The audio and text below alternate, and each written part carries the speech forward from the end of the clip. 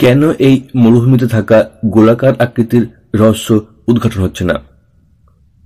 চলুন জানবো এই বিষয়ে বিস্তারিত তথ্য।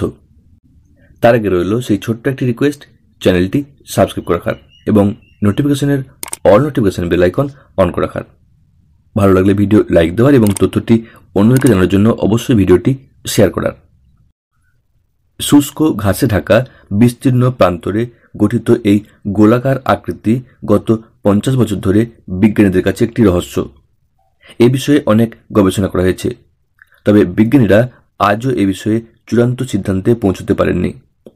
চলুন জানি বিজ্ঞান এ বিষয়ে কি বলছে। নামিব মরুভূমি বা শুষ্ক ঘাসে ঢাকা প্রান্তরে দেখা যায় ঘাসের গাছের মাঝখানে গোলাকার ফাঁকা স্থান। এটি এমন একটি অংশ যেখানে কোনো গাছ বা ঘাসের কোনো চিহ্ন নেই।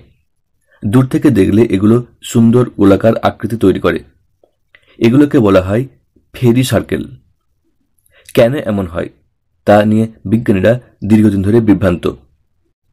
বিজ্ঞানীদের দৃষ্টিতে এই গোলাকার আকৃতির রহস্যের পেছনে দুই ধরনের কারণ থাকতে পারে। প্রথমত, এই বৃত্তগুলোতে ঘাস গজায়, কিন্তু কোনো বিশেষ কারণে তা টিকে থাকতে পারে না বা আগেই ধ্বংস হয়ে যায়।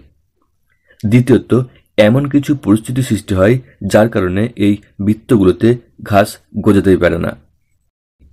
অনেক গবেষণায় প্রথম কারণটি পরীক্ষা করা হয়েছে এবং দাবি করা হয়েছে যে মরুভূমির নির্দিষ্ট অংশে পিঁপড়ের দল একত্রিত হয় এবং গোলাকার এলাকায় দখল করে।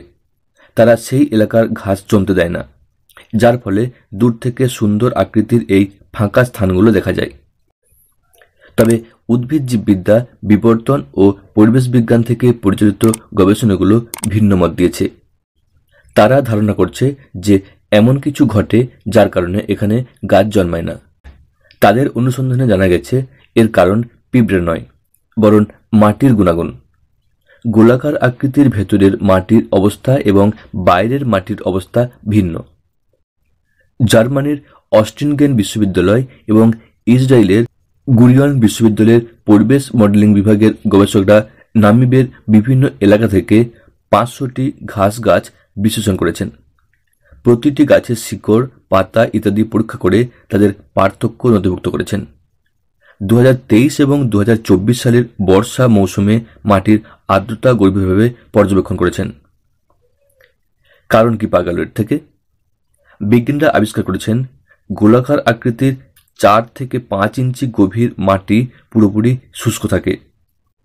বৃষ্টি হওয়ার 10-20 দিনের মধ্যেই ছোট গাছ শুকিয়ে যায় এবং মরে যায়। তবে 8 থেকে 12 ইঞ্চি গভীরে মাটি আর্দ্র থাকে। এর ফলে গোলাকার আকৃতির বাইরের গাছ জন্মায়, কিন্তু ভেতরের মাটি খালি থাকে। গবেষণা কিছু প্রশ্নের উত্তর দিলেও সব উত্তর মেলেনি, যেমন এই গোলাকার আকৃতি কিভাবে স্থির থাকে এবং এদের আকৃতি গড়ে ওঠার প্রক্রিয়া কি। ছোট গাছ যদি এর ভেতরে জন্মাতে না পারে, তবে বাইরের অংশে কিভাবে জন্মায়? এই পরিস্থিতিতে রহস্য সমাধানের দাবি না করা অস্বাভাবিক নয়। প্রতি বছর গবেষণা আরও গভীরে প্রবেশ করছে এবং অনেক প্রশ্নের উত্তর মিলছে, তবে এই রহস্য পুরোপুরি উদ্ঘাটিত হয়েছে এমনটা বলা যাচ্ছে না।